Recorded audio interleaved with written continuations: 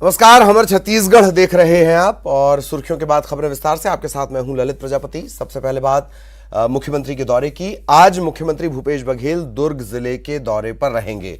कई कार्यक्रमों में वो शामिल होने वाले हैं।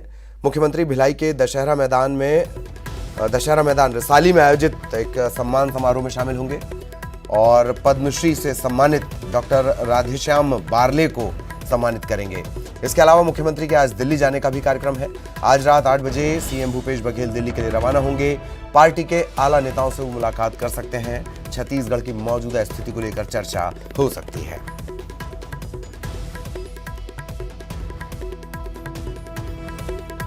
और विस्तार से जानते हैं क्या कुछ उनका कार्यक्रम रहने वाला है। सहयोगी ममता इस वक्त हमारे साथ जुड़ी हुई हैं। ममता, पूरे विस्तार से बताएं क्या कुछ कार्यक्रम।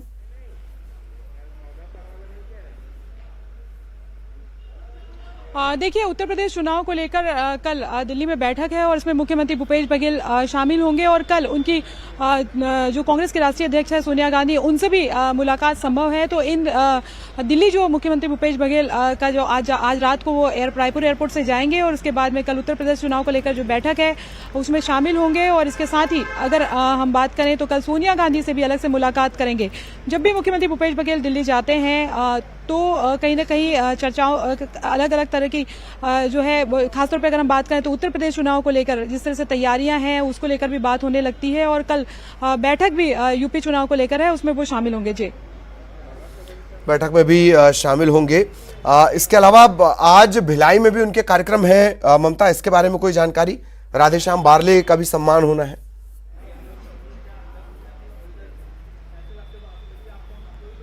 बिल्कुल, देखिए, राधेश्याम बारले का सम्मान करेंगे। इसके साथ ही अगर 2 बजे जो हेलीपैड है वहां से मुख्यमंत्री भूपेश बघेल रवाना होंगे और रात को 8 बजे अगर हम बात करें तो वो दिल्ली रवाना होंगे। और इसके पहले बात करें तो भिलाई में जो उनके अलग अलग कार्यक्रम है उसमें वो शामिल होंगे। जी, चलिए, बहुत बहुत शुक्रिया ममता इस तमाम जानकारी के लिए। सहयोगी ममता विस्तार से जानकारी दे रही थी। इधर सलमान खुर्शीद हैं कि मानते नहीं, ऐसा हम इसलिए बोल रहे हैं क्योंकि सलमान खुर्शीद विवादित बयान देते रहते हैं और इस बार उनकी नई किताब ने बवाल मचा दिया है। इस किताब में हिंदुत्व को लेकर न सिर्फ विवादित टिप्पणी की गई बल्कि हिंदुत्व की तुलना आईसिस और बोको हरम से की गई। न्यूज 18 के शो में जब अमिश देवगन ने उनसे अयोध्या पर लिखी गई किताब पर सवाल पूछे तो उन्होंने कहा कि हिंदू कश्मीर से बाहर हो गए तो हो गए, हम क्या करें। कि आप कह रहे हैं हिंदुत्व उदार है, तो हिंदुत्व की उदारता का क्या मतलब है? हिंदुत्व की उदारता का मतलब है कि कश्मीर में हिंदू अलग, कश्मीर से हिंदू बाहर हो जाए। हिंदुत्व की उदारता का यह मतलब निकाला जाए? सुनिए, कोई नहीं कह रहा कोई नहीं कह रहा। तो आप कह रहे होंगे कि हिंदू बाहर हो जाए कश्मीर से। बाहर हो गया, हम कह रहे हैं कि नहीं हो। अटल अरे हो गए तो हो गए, हम क्या करें। लेकिन अटल बिहारी जी ने कहा था इंसानियत, जमहूरियत कहा था और कश्मीरियत, हम उसमें बिलीव करते हैं। और नेता सलमान खुर्शीद के बयान पर घमासान मचा हुआ है। बयान को लेकर बीजेपी के छत्तीसगढ़ बीजेपी के प्रवक्ता संजय श्रीवास्तव ने कांग्रेस पर निशाना साधा। उन्होंने कहा कि सलमान खुर्शीद के बयान ने कांग्रेस के दोहरे चरित्र को उजागर कर दिया। उन्होंने कहा कि यह सच है कि कांग्रेस को कश्मीरी हिंदुओं से कोई लेना देना नहीं है। देखिए, सलमान खुर्शीद का जो बयान आया है, कश्मीरी हिंदुओं पर जिस तरीके के जो बयान आए हैं, उससे आज ये स्पष्ट हो गया है कि हिंदू और कश्मीरी हिंदुओं के प्रति सलमान खुर्शीद और कांग्रेस की क्या मानसिकता है, आज उसका उजागर हो गया है।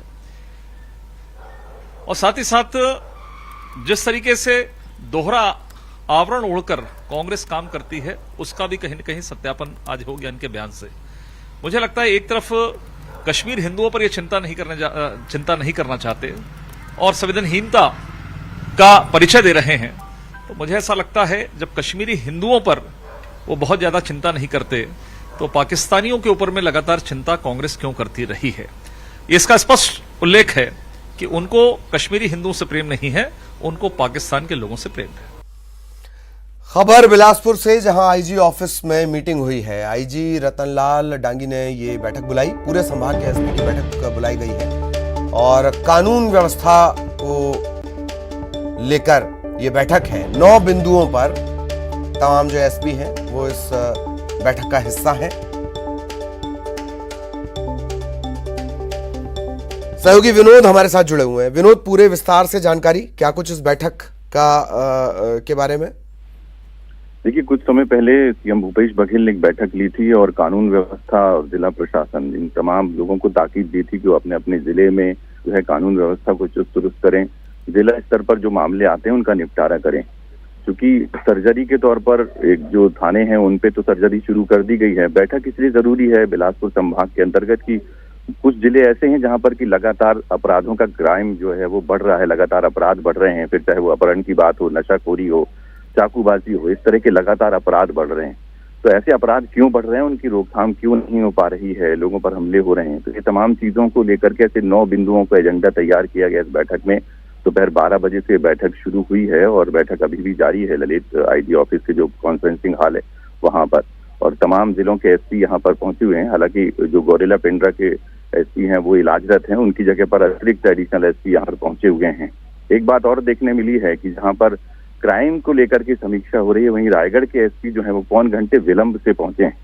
तो जाहिर सी बात है कि डांट फटकार भी होगी उनके साथ में, और समीक्षा लगातार हो रही है, आईजी मॉनिटरिंग कर रहे हैं, और कहीं ना कहीं अब ये बात सामने आएगी कि ग्राफ क्यों बढ़ रहा है, उसे रोका कैसे जाए। इन तमाम बिंदुओं पर चर्चा होगी, तो कुछ घंटे बाद वो तमाम चीजें सामने आ जाएंगी कि किस तरह से अब आने वाले समय में अपराधों के ग्राफ को कम किया जाएगा। चलिए, अपराध का ग्राफ कम कैसे किया जाएगा, यही सबसे बड़ी चुनौती। बहुत बहुत शुक्रिया विनोद। इधर दुर्ग जिला पुलिस ने सट्टे के एक बड़े कारोबार का पर्दाफाश किया है। पुलिस ने ऑनलाइन सट्टा खिलाने वाले 12 आरोपियों को गिरफ्तार किया है। पूछताछ में 4 करोड़ के लेन देन का खुलासा हुआ है। इनके पास से 35 मोबाइल, 2 लैपटॉप, 1 कंप्यूटर, अलग अलग बैंकों की पासबुक और एटीएम कार्ड्स बरामद किए गए हैं। आरोपी एक अपार्टमेंट में अवैध कारोबार को संचालित कर रहे थे। इनका मास्टरमाइंड अब भी फरार है और तलाश इसकी की जा रही है।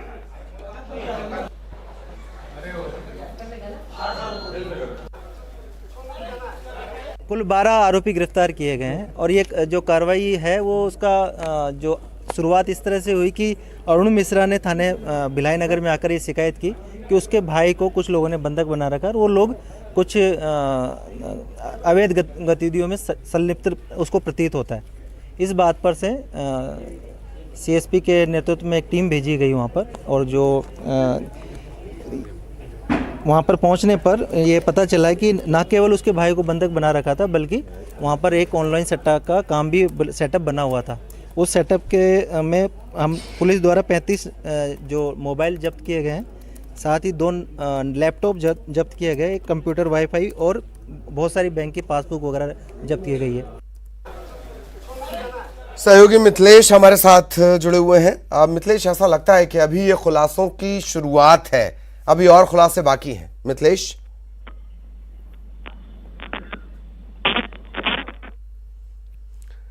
चलिए, कुछ तकनीकी दिक्कत है, मिथिलेश की आवाज हम तक साफ नहीं पहुंच पा रही है। सट्टे के बड़े कारोबार का पर्दाफाश हुआ है, ये भी एक शिकायत पर हुआ। एक व्यक्ति शिकायत लेकर पहुंचा, अपने भाई से जुड़ी हुई, और इसके बाद जब पुलिस ने पड़ताल शुरू की तो ये एक बड़ा सट्टे का एक बड़ा रैकेट निकला। ऑनलाइन सट्टा ये लोग खिलाते थे। 12 आरोपी गिरफ्तार हैं। मास्टरमाइंड अभी भी फरार बताया जा रहा है और तलाश इसकी की जा रही है। 4 करोड़ की लेन देन का खुलासा हुआ है। 35 मोबाइल मिले हैं, लैपटॉप मिले हैं, कंप्यूटर मिला है, कई बैंकों की पासबुक मिली है, एटीएम कार्ड्स मिले हैं। तो ये माना जा रहा है कि जैसे जैसे पूछताछ की जाएगी, ये नेक्सस, ये पूरा गिरोह, इसके बारे में और भी खुलासा होगा।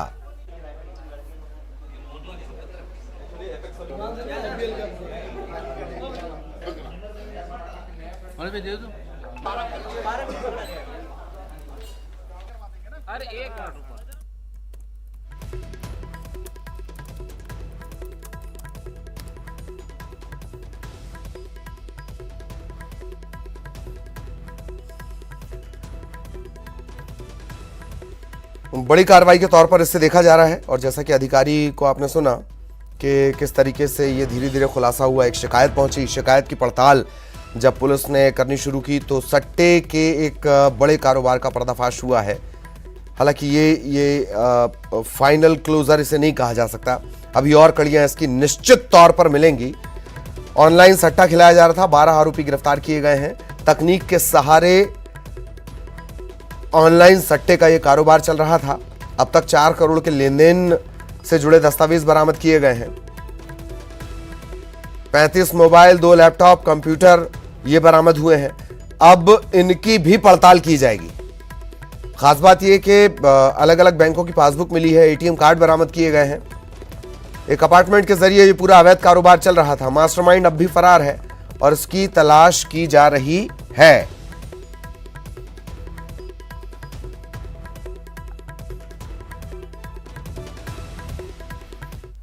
गिरफ्तार किए गए हैं और ये जो कार्रवाई है वो उसका जो शुरुआत इस तरह से हुई कि अरुण मिश्रा ने थाने भिलाई नगर में आकर ये शिकायत की कि उसके भाई को कुछ लोगों ने बंधक बना रखा और वो लोग कुछ अवैध गतिविधियों में संलिप्त उसको प्रतीत होता है।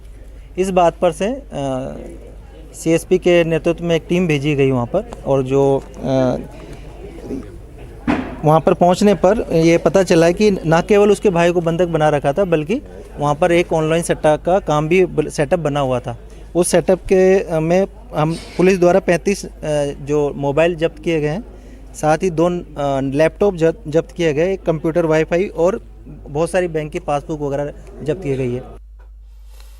और एक बार फिर सहयोगी मिथिलेश से चर्चा करने की कोशिश करेंगे। मिथिलेश, ऐसा लगता है कि अभी ये शुरुआत हुई है, कई कड़ियां अभी इसकी खुलनी बाकी है। बिल्कुल ललित, जिस तरह से ये पूरे मामले का खुलासा हुआ है उसके बाद में ये पूरी एक चेन होगी जो कहीं ना कहीं हमारे शहर से निकलते हुए प्रदेश और प्रदेश के राष्ट्रीय स्तर और उसके अंतर्राष्ट्रीय स्तर तक इसकी चेन कहीं ना कहीं लोग शामिल होंगे और उनको ही खोजने का प्रयास पुलिस द्वारा किया जा रहा है। जो अहम बात यह है कि ललित, इस पूरे मामले को का भंडाफोड़ जो है ऐसे परिस्थितियों में हुआ है जब पुलिस किसी दूसरे मामले को सुलझाने के लिए वहां पर पहुंची थी।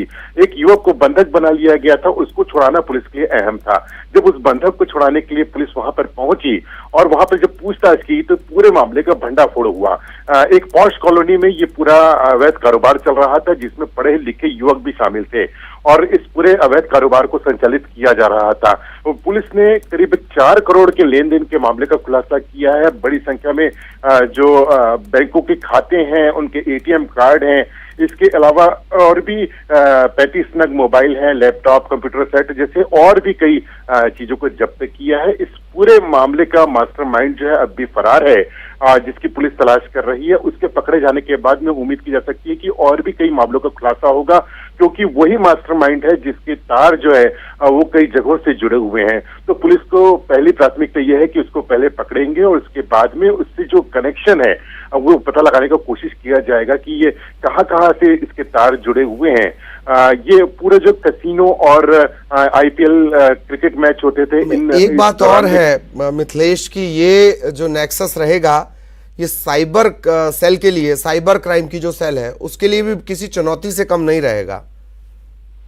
जी बिल्कुल, साइबर सेल की ही यहाँ पर महत्वपूर्ण भूमिका होगी, क्योंकि अभी तक जिस तरह से जांच हुई है तो इसमें कहीं ना कहीं जो जांच में सामने आया है उसमें यही बात सामने आई है कि ये लोग ऑनलाइन तरीके से किस तरह से ये सट्टा खिलवाते थे, इन्होंने कैसे अपना उनके तार जोड़े थे। तो ये टेक्निकल बातें और भी बहुत सारी है जो बहुत कुछ पता चली है, जो पुलिस ने अपने गुप्त रखा है। लेकिन बस ये बात हम समझ सकते हैं कि ये काफी बहुत अंदर तक घुसा हुआ मामला है। काफी तह तक जाना पड़ेगा पुलिस को, साइबर सेल को भी जाना पड़ेगा। निश्चित तौर पर कई बड़े खुलासे हो सकते हैं ललित। तो पुलिस अभी तफ्तीश कर रही है और पूरे मामले की जांच के बाद में ये निश्चित तौर पर ये पूरा मामला राष्ट्रीय और अंतर्राष्ट्रीय स्तर से जुड़ा हो सकता है। चलिए बहुत बहुत शुक्रिया आपका इस तमाम जानकारी के लिए। इधर सीएम के निर्देश के बाद सुकमा जिले की जेलों में बंद निर्दोष आदिवासियों के खिलाफ केस वापस लेने की प्रक्रिया शुरू कर दी गई है। इसके तहत अब तक 60 मामलों का निराकरण हो चुका है। 413 आदिवासियों की रिहाई हो चुकी है। जिले में कुल बचे हुए 110 मामले में से 50 प्रकरणों को फास्ट ट्रैक के माध्यम से आगामी दिसंबर तक इनके निराकरण का लक्ष्य रखा गया है। सुकमा में हाईएस्ट नंबर ऑफ केसेस थे शुरुआत में जो हमको वापस करने थे। इसमें हम लोगों ने बहुत तीव्रता से कार्य किया है। 110 प्रकरण टोटल थे, जिसमें 60 प्रकरण जो है अभी तक वापस लिए जा चुके हैं, जिसमें कुल जो है 160 प्रकरण का निराकरण हो चुका है, जिसमें अभी 50 प्रकरण जो शेष हैं, जिनमें 258 आरोपी हैं। इनके लिए भी हम लोगों ने जिला स्तरीय एक नोडल समिति बनाई है जो मेरे पर्यवेक्षण में कार्य करेगी, और इसमें जो इसके अध्यक्ष हैं वो एएसपी श्री ओम चंदोल महोदय, उनके सहायतार्थ डीएसपी पारुल गर्ग मैडम, और उनके साथ 10 विवेचकों की टीम हम लोग लगा रहे हैं, ताकि इन केसेस को दंतेवाड़ा न्यायालय में इनको फास्ट ट्रैक में इनकी गवाहियां वगैरह कराई जाएं, ताकि ये फास्ट ट्रैक में इन प्रकरणों का निराकरण हो सके, और त्वरित से त्वरित ये जो 50 बचे हुए बाकी प्रकरण हैं, जो कि उनको तुरंत से तुरंत हम 1 माह के भीतर उनका निराकरण। कोंडागांव जिले में वैक्सीनेशन अभियान तेज रफ्तार से चल रहा है। स्वास्थ्य विभाग संवेदनशील इलाकों में भी टीकाकरण अभियान चला रहा है। जिले के स्वास्थ्य विभाग के अधिकारी खुद संवेदनशील जगहों पर पहुंचकर ग्रामीणों को टीका लगा रहे हैं। ग्रामीणों को टीका लगवाने के लिए प्रोत्साहित भी किया जा रहा है। टीकाकरण का जो दल है, जो टीम है, वो खेत खलिहान घर घर पहुंच रही है। जो जहां पर मिल रहा है उससे वहीं टीका लगाया जा रहा है।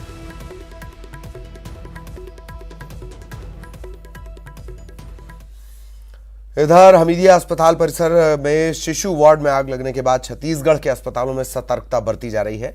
न्यूज़ 18 की टीम ने कांकेर जिला अस्पताल का जायजा लिया। शिशु वार्ड से लेकर हर वार्ड में आग जैसी घटनाओं से निपटने के क्या कुछ इंतजाम नजर आए। उसके लिए अग्निशामक यंत्र हमारे पास है, और खासकर एसएनसीयू में हमारा स्मोकोमीटर भी लगा हुआ है, और हर समय हम लोग इसके लिए सभी मीटिंग लेकर के सभी स्टाफ को भी इसके लिए इन्फॉर्मेशन देते हैं कि भाई इस तरह के कोई परिस्थिति आए या स्पार्किंग कहीं हो, तत्काल उसका निराकरण करना जरूरी है कोई भी कोना में। तो ऐसा सभी को हमने अलर्ट करके रखा है। कांकेर में सांसद मोहन मंडावी की बैठक दिशा की बैठक में शामिल हुए। जिला विकास समन्वय और निगरानी समिति की बैठक में 40 बिंदुओं पर चर्चा की गई। सांसद ने केंद्र की योजनाओं के बारे में, उनके इम्प्लीमेंटेशन के बारे में जानकारी ली। बीजेपी सांसद ने कहा कि जिले में विकास का कोई कार्य नहीं किया गया है। बैठक में जिला स्तर के तमाम अधिकारी शामिल थे। इसमें हम जानकारी लेंगे केंद्र से कितना पैसा आया, क्या क्या हुआ है ना, और काम गुणवत्ताहीन बन रहे हैं कि अच्छे बन रहे हैं, इनके बारे में हम जानकारी लेंगे। जिस प्रकार की डीएमएफ फंड का जो अभी आपको अध्यक्ष बनाया गया है, उसको लेकर क्या चर्चा होगी? डीएमएफ के बारे में भी चर्चा होगी, है ना, अब तक कितना आया, क्या है, कहाँ खर्च किए, इसका हम जानकारी लेंगे। आपको लगता है कि जो अपने कांकेर जिले में जितना माइंस एरिया है वो कितना डेवलप हुआ है? क्या डेवलप तो अभी नहीं दिख रहा है। जिस हिसाब से क्षेत्र का दोहन हो रहा है उस हिसाब से क्षेत्र का विकास नहीं हुआ है। आज भी लोग स्वास्थ्य की दृष्टि से, चाहे शिक्षा की दृष्टि से कोई कुछ नहीं हुआ है। और यहाँ रुकेंगे एक ब्रेक के लिए।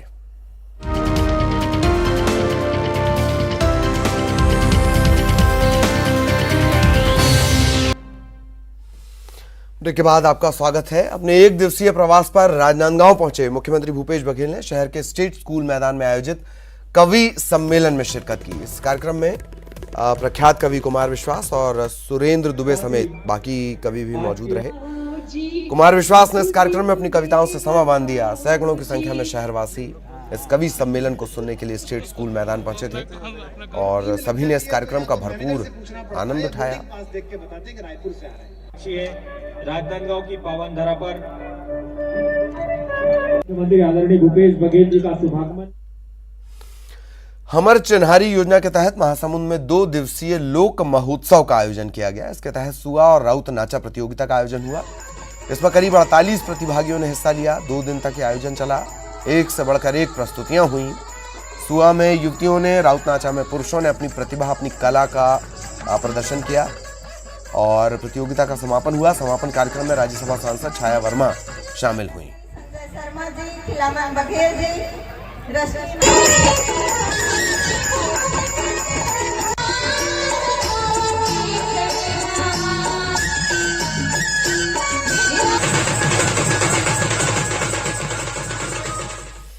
बेमेतरा के नेवनारा गांव में मातर मड़ई कार्यक्रम का आयोजन किया गया। आसपास के गांव से हजारों की संख्या में ग्रामीणों ने इसमें शामिल होकर मातर मड़ई और राउत नाचा का आनंद लिया। हर साल की तरह इस साल भी इस कार्यक्रम को नेवनारा के चंडी मंदिर में रखा गया।